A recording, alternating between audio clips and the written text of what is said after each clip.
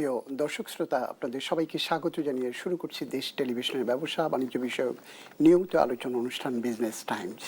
আজ আমাদের আলোচনার বিষয় প্রত্যাশা ও বাস্তবতার বাজেট। আর এই আলোচনার জন্য আমাদের স্টুডিওতে অতিথি হিসেবে আমরা আজকে পেয়েছি ডক্টর AK এনামুল হক, মহাপরিচালক, বাংলাদেশ উন্নয়ন গবেষণা প্রতিষ্ঠান BIDS। জনাব এনামুল হক, আপনাকে স্বাগত জানাচ্ছি আমাদের স্টুডিওতে। প্রিয় দর্শক, আর এই আলোচনা এগিয়ে নিতে আপনাদের সঙ্গে থাকবো আমি সুলতান মাহমুদ। ফিরছি আলোচনায় ফিরবার আগে একটু বলেই নিতে হয় যে বাজেট একেবারেই আমাদের দোরগোড়ায় পৌঁছে গেছে।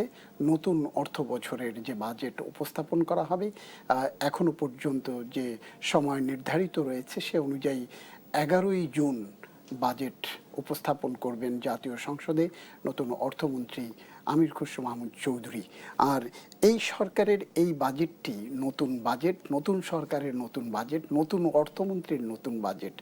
সেই নতুন অর্থমন্ত্রী, নতুন সরকার হবার কারণে মানুষের কাছে, দেশের জনগণের কাছে বা ব্যবসায়ীদের কাছে, বিনিয়োগকারীদের কাছে, সবার কাছে একটি নতুন প্রত্যাশার জন্ম দিয়েছে, নতুন আকাঙ্ক্ষা তৈরি হয়েছে। এবং সেই আকাঙ্ক্ষা অনুযায়ী এবার যতটুকু জানা গেছে এখনো পর্যন্ত প্রাপ্ত তথ্য অনুযায়ী 9,38,000 কোটি টাকার বাজেট উপস্থাপন করতে যাচ্ছেন আমির খসরু মাহমুদ চৌধুরী। এবং এর মধ্যে এটি যদি একটু বিশ্লেষণে যায় পেছনে, তাহলে দেখবেন যে চলতি অর্থ বছরের যে বাজেট তার থেকে প্রায় 1,48,000 কোটি টাকার বাড়তি বাজেট হচ্ছে নতুন অর্থ বছরের বাজেট। এই যে আকাঙ্ক্ষা, প্রত্যাশা এবং যে বাস্তবতার সাথে মিল রেখে এগিয়ে চলবার যে প্রচেষ্টা বর্তমান সরকারের মধ্যে আমরা দেখতে পাচ্ছি, সেখানটাতে এই বাজেট কতটুকু ভূমিকা রাখতে পারবে বা কোন কোন বিষয়ে বেশি গুরুত্ব দেয়া হচ্ছে বলে ইতিমধ্যেই আমাদের কাছে তথ্য এসছে বা আমরা জানতে পেরেছি, সে বিষয়টি নিয়েই জনাব এনামুল হক আপনার কাছ থেকে জানতে চাই। আপনি অর্থনৈতিক বিশ্লেষক, অর্থনীতিবিদ এবং একটি রাষ্ট্রায়ত্ত গবেষণা প্রতিষ্ঠান নিয়ে আপনি কাজ করছেন মহাপরিচালক হিসেবে। সরকারের উন্নয়ন লক্ষ্যমাত্রা বা সরকার যে গতিতে এগিয়ে যেতে চায় সেই অভীষ্ট লক্ষ্যে পৌঁছাতে এবারের বাজেট নিয়ে যে কাজ হচ্ছে তা কতটুকু জনবান্ধব বা জন আকাঙ্ক্ষার হতে যাচ্ছে বলে মনে করেন? প্রথমত আমরা BIDS এর আসলে তো নিরপেক্ষ সরকারি প্রতিষ্ঠান, এই অর্থে যে আমরা বাজেটের প্রসেসের সাথে জড়িত না, আমরা গবেষণার কাজে জড়িত। সো সেই অর্থে ঠিক আমার অভিমতটা হবে আমার পার্সোনাল অভিমত। আমি যেভাবে চিন্তা করছি যে প্রায় 100 দিন শেষ হলো সরকারের, অলরেডি মানুষ চিন্তা করছে সরকার কি করেছে কি করে নাই, বাজেটের জন্য অপেক্ষা করছে অধীর আগ্রহে, এবং বাজেট না হওয়া পর্যন্ত ইকোনমির চাকা জোরে সোরে ঘুরবে না, এটা সবাই বুঝতে পারছে। সুতরাং আমি বাজেটে আশা করব চাকা ঘুরানোর ব্যবস্থা করা। বাজেট বড় হবে এটা নিয়ে আমি খুব চিন্তিত না, কারণ এখনও যে 9,38,000 কোটি টাকা, এটা রাফলি about 16.5% of the GDP। 16.5% of the GDP is, আমরা 15-16%-এর মধ্যেই ছিলাম। সুতরাং আমরা আসলে বিশাল করে বাড়াচ্ছি বলে আমি মনে করি না। একটু বাড়তি আছে, সেটুকু খুব অল্প compare to the present fiscal ইয়ারের বাজেট, সেটি বাড়তি বলা চলে। সেটা বাড়তি, কিন্তু খেয়াল করবেন ইকোনমিতে ইনফ্লেশন 9%, গ্রোথ যদি হয় 4%ই ধরেন, তাহলে 13% কিন্তু কোনো কিছু না বলেই বাড়াইতে হতো। তাহলে বাজেটটা তো নমিনাল ফিগারে, ইকোনমিক গ্রোথটা হচ্ছে রিয়েল ফিগারে। সুতরাং 13% বাড়ানো মানে হচ্ছে আমি যেভাবে ছিলাম সেভাবে আছে। সুতরাং সেই অর্থে বিশাল হবে, এটাই সাধারণ নিয়ম। কিন্তু আমার কাছে মনে হচ্ছে মোর ইম্পর্টেন্ট হচ্ছে দিক নির্দেশনাটা। মানে এক সময় আমাদের দেশে মূল অর্থনীতি সরকার চালাতেন মানে তারাই মেজর রোল প্লে করতেছে। এখন আমার মনে হয় সময় এসছে সরকারকে একটু স্মার্ট বাজেটিং করার। স্মার্ট বাজেটিং বলতে মিন করি যে সরকার হাত দেবে কিন্তু হাত দেবে না, এরকম একটা ধরা ছোঁয়ার মধ্যে থাকবে, আবার থাকবে না। এই সেন্সে যে সরকারের অনেক, আমাদের প্রাইভেট সেক্টর অনেক বড়, তারা যদি ইকোনমিতে ইনভেস্ট না করে ইকোনমি আগানো খুব ডিফিকাল্ট। আমার ইকোনমির সরকার 16%, বাকি 84% কিন্তু বেসরকারি খাত। এই বেসরকারি খাতকে আগাতে হবে। এখন বেসরকারি খাতকে আগাতে গেলে কি করতে হবে?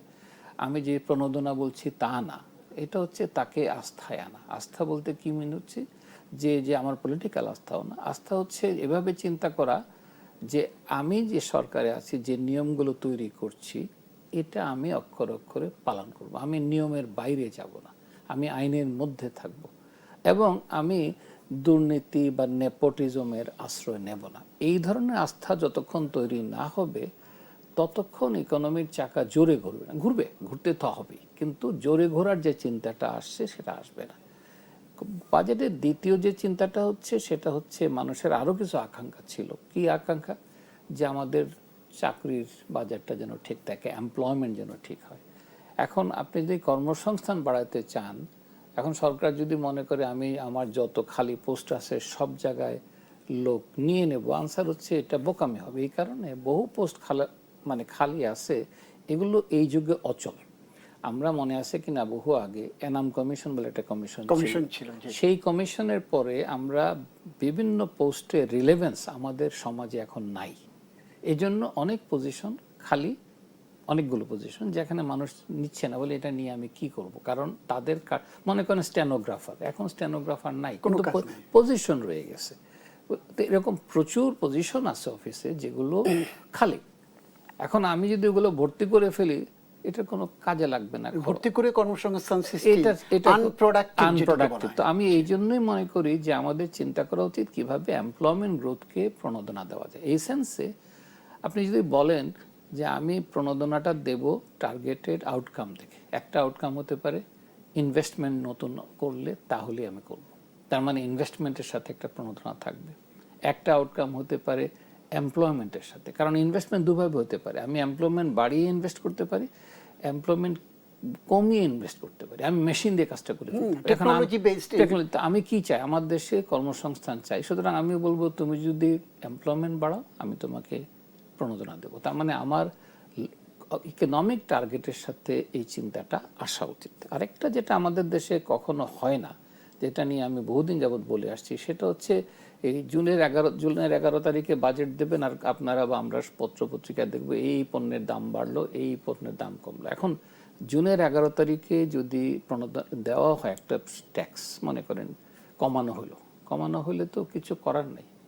কারণ হচ্ছে যারা ইনভেস্টার, যারা উৎপাদন করবে, তারা একটা উইন্ডফল গেইন পাবে, হঠাৎ করে কোনো ইনভেস্ট করে পেল না। সুতরাং আমি মনে করি এটা চিন্তা করা উচিত। আমি জানি না সরকার এটা করছে কিনা, বাট এদিকে যাওয়া উচিত। বাংলাদেশ কাঠামোতে যে পরিবর্তনগুলো আনা হয় সেটি বলেছেন। একটা এক্সাম্পল যদি দেখি, এই সরকারের নাম বিএনপি সরকার, সেটা হচ্ছে আপনার যদি মনে আছে সাইফুর রহমান যখন অর্থমন্ত্রী ছিলেন তখন উনি একটা এক্সাম্পল সেট করছিলেন, যেটা গতকালকে নিউজে আসছে, যদিও তার রেফারেন্সে না। সেটা হচ্ছে উনি বলছিলেন যে আমি গুঁড়ো দুধের উপরে, ইম্পোর্টেড দুধের উপরে, মনে আছে একসময় রেড কাউ ডানোর যোগ ছিল, আমরা বড় হয়েছি, আমরা বলতাম টিনের গরুর দুধ খেয়ে। তো এরকম কোটা, তাই এইরকম একটা অবস্থান থেকে সাইফুর রহমান তখন বলছিলেন 92 বা 91 সালে, আমার যতটুকু মনে পড়ে 92 সালে, যে আগামী 3 বছর আমি গরু দুধের উপরে কর বাড়াতে থাকবো। ফলে দেখেন গতকালকে নিউজ, বাংলাদেশ এখন দুধে প্রায় স্বয়ংসম্পূর্ণ। সো এই যে পরিবর্তনটা, এটা কিন্তু উনি একদিনে করেন না, উনি বলছেন আগামী 3 বছরে আমি ডিরেকশন দিয়ে দিলাম। সুদূর প্রসারী পরিকল্পনা, এইরকম একটা চিন্তা আমি আশা করতে পারি, এই কারণে যে বর্তমান অর্থমন্ত্রী নিজেও ব্যবসায়ী, অতএব তারা এটা জানেন। তারা যে জানেন না তা বলবো না, তাদের এই চিন্তাটা যদি প্রতিফলিত হয় বাজেটে, এবং তাহলে হবে কি, পরের দিন সব পত্রিকা লিখবে না এই জিনিসের দাম বাড়লো। আমরা সাধারণত করি দাম বাড়লো এবং দাম কমলো, দুটি কলাম থাকে। এটা অনর্থক আমার কাছে মনে হয়। মানে আমি ট্যাক্স কেন দিচ্ছি? আরেকটা কারণে আমরা ট্যাক্স দিই, সেটা হচ্ছে আমরা কিভাবে খরচের খাতাটা পূর্ণ করব, সেটার জন্য ট্যাক্স নেট বাড়ানোটা ইম্পর্টেন্ট। ট্যাক্স নেটটা বলতে কি বোঝাচ্ছে, যে সমস্ত প্রোডাক্ট বলেন এখানে একটা ট্যাক্স আসবে। এখন মনে করেন আমরা ট্যাক্স কর বাড়বে, এটা বুঝতেই পাচ্ছি, আমরা কোথায় বাড়াবো? এখন আমি সেভাবে বাড়াবো যাতে যারা ট্যাক্সেবল ইনকামের লোক, তাদের খরচের উপরে ট্যাক্সটা চলে যায়। এবং আমি এখন মনে করি আমাদের কর নেট বাড়ানোর জন্য আরো একটা চিন্তা করা উচিত, অনেকটা নতুন চিন্তা হওয়া উচিত। সেটা হচ্ছে সবাইকে কেন রিটার্ন দাখিল করতে হবে? আপনি এআইটি নিয়ে রেখে দেন, আপনি বলেন আমি তোমার এআইটি নিলাম, তুমি ম্যান্ডেটরি এআইটি আমি বিভিন্ন জায়গায় কাটছি। এখন এআইটি কাটলে কি হবে? আপনি ইনকাম ট্যাক্স দিয়ে যাচ্ছেন, বছরের শেষে হতে পারে আপনি পেট্রোল থেকে যে ইনকাম ট্যাক্স দিচ্ছেন, আপনি বিভিন্ন প্রোডাক্ট কিনতে গিয়ে যে ইনকাম ট্যাক্স দিচ্ছেন, এগুলো যোগ করলে আপনার ইনকাম ট্যাক্স এর চেয়ে কম ওখান থেকে ডিডাক্টেড হবে, আপনি উল্টাটা আরো আপনি পাবেন। পাবেন। এই পাওয়ার ব্যবস্থাটা কিন্তু আমাদের ওই রিটার্নটা ইনশিওর করাটা খুব জরুরি। না, কিন্তু এটা করা যায়, এটা যে করা যায় না আমাদের দেশে চিন্তা কিন্তু এই অভিযোগটা কিন্তু এরকম ভাই আছে হ্যাঁ। যে এআইটি দেওয়ার পর সেই AIT end of the year সেই এআইটি আমার যেটা না, সেই কারণে আমি বলছি যে আপনার আমার দেশে ধরেন 1 কোটি ট্যাক্স পেয়ার হওয়া উচিত। 1 কোটি ট্যাক্স পেয়ার যদি আপনি তাকান তাহলে দেখবেন এরা ট্যাক্স রিটার্ন ফর্ম দাখিল করার মতো ক্ষমতা রাখে না। এরকম একটা দেশে সবাইকে ট্যাক্স রিটার্ন দাখিল করতে হবে, এই রুলের বাইরে চলে এই জায়গা থেকে বেরিয়ে আসা উচিত। আমি মনে করি নতুন চিন্তাটা আনা যে উচিত। আয় বাড়াতে হবে কিন্তু নতুন পথে পথে। নতুন দিশা থেকে। আমরা আরো আলোচনা করব আপনার সাথে, নেব একটি বিজ্ঞাপন বিরতি। প্রিয় দর্শক, নিচ্ছি একটি বিজ্ঞাপন বিরতি, ফিরবো কিছুক্ষণের মধ্যে, আমাদের সঙ্গেই থাকুন।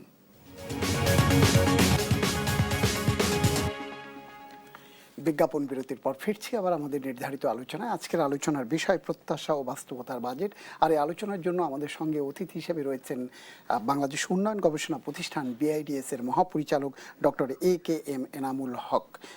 আমরা আবার আলোচনায় ফিরব।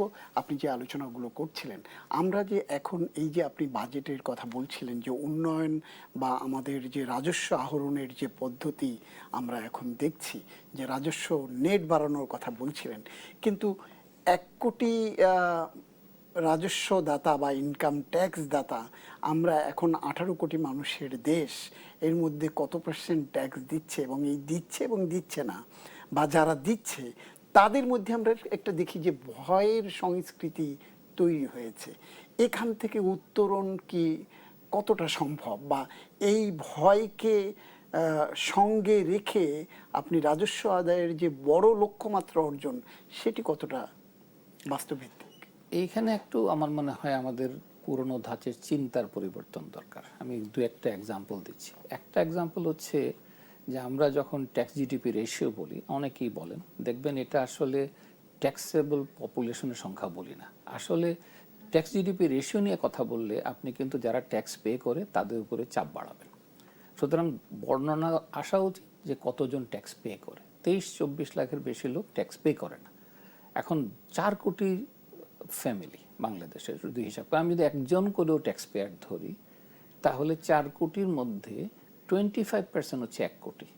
তার মানে আমি ধরে নিচ্ছি 25% লোক ট্যাক্স। সুতরাং আমাকে 1 কোটি ট্যাক্স পেয়ার বের করে দেওয়ার দায়িত্বটা NBR এর। এটা হচ্ছে প্রথম চিন্তা হওয়া উচিত, এবং এটা ডেডলাইন দিয়ে দেওয়া উচিত যে এত তারিখের মধ্যে আপনি ট্যাক্স পেয়ার বের করুন। এখন আপনি ট্যাক্স পেয়ার বের করে কি করবেন? আমাদের যদি 1 কোটি ট্যাক্স পেয়ার বের করতে হয়, তাহলে দেখবেন এমন অনেক লোক ট্যাক্স পেয়ারের আওতায় পড়বে যে বলবে আমি তো লেখাপড়া জানি না, ইনকাম করে। এখন আপনি কেন তাকে বলছেন যে প্রতি বছর তুমি ট্যাক্স রিটার্ন দাখিল করো? আপনি অনেক অটোমেশন আছে, আপনি AIT করে নিয়ে নেন, বলেন যে এই রকমের ট্রানজ্যাকশনে আমি AIT রেখে দেব। এখন শেষ মেশে সবাই তো আর রিটার্ন ফেরত পাবে না টাকা। যারা টাকা ফেরত পাওয়ার উপযুক্ত তারা রিটার্নটা দাখিল করবে। তাতে কি হলো? হয়রানির সংখ্যা অনেক কমে গেল। আমাদের যেটা হচ্ছে, আমরা রাষ্ট্রকে চোর ধরার যন্ত্র হিসাবে ব্যবহার করছি। আমরা মনে করছি আমি যখন একটা চেয়ারে বসি আমি একমাত্র অনেস্ট, আর পৃথিবীর সবাই ডিসঅনেস্ট, তাকে ধরো। এই চিন্তাভাবনা থেকে যদি নতুন রাষ্ট্র তৈরি করতে হয় আমাদের বেরিয়ে আসতে হবে। আমাদের মাথায় রাখতে হবে আমি যেমন অনেস্ট আপনিও অনেস্ট, এবং এটা ধরে আপনি আগে ট্যাক্স পেয়ারের সংখ্যা বাড়ান। তাহলে প্রথম দায়িত্ব হবে, একটা দায়িত্ব ট্যাক্স পেয়ার, আমার ট্যাক্স কে রাখে? চিন্তা করে দেখেন, আমরা যারা চাকরি করি আমাদের ট্যাক্স তো ইনকাম ট্যাক্স অথরিটি কালেক্ট করে না, আমাদের ট্যাক্স কালেক্ট করে আমার অ্যাকাউন্টেন্ট, আমার অফিসের অ্যাকাউন্টেন্ট। তাহলে আপনি অ্যাকাউন্টস অফিসারকে ওই ট্যাক্স ইনকামের একটা অংশ দিয়ে দেন, বলেন যে এই অর্থে যে আমার NBR-কে বড় করার দরকার নেই, ওরাই আমার ইনকাম ট্যাক্স অফিসার। পয়সা দিতে হবে আমি বলছি না, বাট আপনি চিন্তা করতে পারেন যে আমার কত ট্যাক্স পেয়ার আছে। তার মানে যত অ্যাকাউন্টিং প্রফেশনে আছে যারা আছে তারা কালেক্ট করছে। NBR তো কাউকের কাছ থেকে নতুন ট্যাক্স পেয়ার বের করতে পারতেছে না। তাহলে তাদের একটা দায়িত্ব থাকা উচিত যে তুমি ট্যাক্স পেয়ার বের করে দাও আমাকে। ট্যাক্স পেয়ার বের করে দেওয়ার পরে যদি সবাইকে বলেন ট্যাক্স রিটার্ন দাখিল হবে, তাহলে মানুষের হয়রানি বাড়বে। আপনি বলেন যে না, ট্যাক্স রিটার্ন দাখিল করাটা ভলান্টারি, আমি তোমার নাম্বারের সাথে, আমি তোমার আইডির সাথে, NID-র সাথে ট্যাক্স পেয়ার নাম্বার অ্যাডজাস্ট করে ফেলছি, এই হচ্ছে তোমার ট্যাক্স নাম্বার, এই হচ্ছে এই আইডির এগেনস্টে। যদি তুমি মনে করো যে টাকা ফেরত পাবা তাহলে দাখিল করো, তাহলে কি হতো? তাহলে যারা ফেরত পাওয়ার জন্য দাখিল করত এবং সরকারের উচিত হবে তাদেরকে ফেরত দেওয়া। আমাদের ফেরত দেওয়ার সংস্কৃতিটাও নাই, কারণ আমরা তো ট্যাক্স পে খুঁজে পাচ্ছি না। সেই কারণে এটা যদি হয় তাহলে মানুষ ট্যাক্স পে করবে নানাভাবে, কিন্তু বুঝতে পারবে না। ট্যাক্স পেয়ারের সংখ্যা বাড়বে, আমার নেটটা বড়। আমি এখন ভিএটি যেভাবে দিচ্ছি, আমরা কেউ তো টের পাচ্ছে না যে আমি ভিএটি দিচ্ছি কোথায়। আপনি এইভাবে নিয়ে আসাটা, এখানে ভ্যাট দিলে অসুবিধাটা হলো যে যারা খরচ যেখানে করছে, খেয়াল করে দেখেন আপনার অনেক জায়গায় খরচ হচ্ছে ইনকাম ট্যাক্স। এআইটির সুবিধা হলো আপনি ক্লাস ধরে ধরে এআইটি নিতে পারবেন, আর ভ্যাট হলো আপনি একেবারে গরিব লোক, প্রান্তিক জনগোষ্ঠী নিতে পারছেন। সেই ক্ষেত্রে ভ্যাটের ক্ষেত্রেও সরকারের একটা পজিটিভ ইমেজ তৈরি করা উচিত। কি ইমেজ তৈরি করা উচিত? যে আমি সাধারণ চালে, খোলা চালে ট্যাক্স নেব না, ভ্যাট নেব না, আমি খোলা চিনিতে নেব না, আমি খোলা তেলে নেব না। কিন্তু তুমি যদি প্যাকেটজাত করো, তার মানে তুমি আসলে একটু ইকোনমিক্যালি সাউন্ড, তুমি ভায়াবল, তাহলে তোমার কাছ থেকে আমি ট্যাক্স নিয়ে এআইটি নিয়ে নেব, ভ্যাট নিয়ে নেব। তার মানে এই প্রসেসগুলো যদি ট্রান্সপারেন্ট থাকে, মানুষ বুঝবে না আমার সরকার তো আমার দিকে তাকায়, যে লোকটা গরিব তাকে সরকার চাপ দিচ্ছে না। কিন্তু আমাদের অসুবিধা হচ্ছে আমরা সব জায়গায় এটাকে নেগেটিভলি নিচ্ছি, এবং এটার কারণ হচ্ছে প্রেসার ক্রিয়েট করে নেবার মতো। না, অনেক আমার মনে হয় প্রেসারের চেয়ে সরকারের সার্ভিস পাই না বলে। তার মানে সরকার যে একটা সার্ভিস দাতা, সরকার যে আমার দিকে তাকিয়ে কাজটা করে, এই ধারণাটা মানুষের কাছে নাই। যেমন ধরেন একটা সহজ এক্সাম্পল দিই, ছোট ছোট ফুটপাতের দোকান, আপনি বলবেন এরা তো খুবই গরিব, ওইখানে বসার জন্য সে দৈনিক 2000 টাকা চাঁদা দেয়, চাঁদা দিচ্ছে। তো যে দৈনিক 2000 টাকা চাঁদা দিতে পারে, সে সরকারকে 5000 টাকা বছরে ট্যাক্স দিতে পারবে না? এটা অ্যাকসেপ্টেবল সিস্টেমের মধ্যে নেই। আমি মনে করি এগুলো চিন্তা করা উচিত, আলোচনা করা উচিত, যে সে 2000 টাকার মতো বসে দিচ্ছে প্রতিদিন, পার ডে দিচ্ছে। সেখানে সরকার কি চাচ্ছে? বলছে আমি বছরে তোমার কাছ থেকে 5000 টাকা ট্যাক্স চাই। আমার কাছে এগুলো অন্যায় না, কিন্তু সরকারের এই আলোচনাটা স্পষ্ট থাকা উচিত, এবং সরকার বলতে হবে যে আমি তোমার জন্য অনেক কিছু করি। যেমন ধরেন সরকারের খরচের দিকে আসেন, সরকার বলবে আমি তোমাকে, তুমি যদি বৃদ্ধ হও আমি ভাতা দিই, তুমি যদি পেনশনে যাও, বয়স্ক হও, আমি পেনশনের ব্যবস্থা করছি। এবং সরকার যতগুলো এখন নতুন অনেকগুলো কাজ করছে, এই যে ফ্যামিলি কার্ড, কৃষক কার্ড, নানান কার্ড, এগুলো হচ্ছে positive image of the government. এবং এখানে যদি সরকার দুর্নীতি না করে, সরকার বলতে যারা জড়িত তারা যদি দুর্নীতি না করে, রাজনীতির দিক থেকে আলাদা থাকি, তাহলে মানুষ বলবে এটা তো আমার সরকার, এই সরকারকে আমি ট্যাক্স দেব না, সরকারকে আমি তো অবশ্যই দেব। ধন্যবাদ জনাব এনামুল হক আমাদেরকে সময় দেওয়ার জন্য। প্রিয় দর্শক, আলোচনা শেষ করছি এখানটাতে। নিশ্চয়ই আবার আগামীকাল দেখা হবে ঠিক একই সময়। আপনাদের জানিয়ে রাখতে চাই, দেশ টিভির এই অনুষ্ঠান বিজনেস টাইম সপ্তাহে শনি থেকে বৃহস্পতি একই সময় সরাসরি সম্প্রচার হয়ে থাকে। আমাদের সঙ্গে থাকবার জন্য আপনাদের সবাইকে অনেক অনেক ধন্যবাদ জানাচ্ছি। আমি সুলতান। আল্লাহ হাফেজ।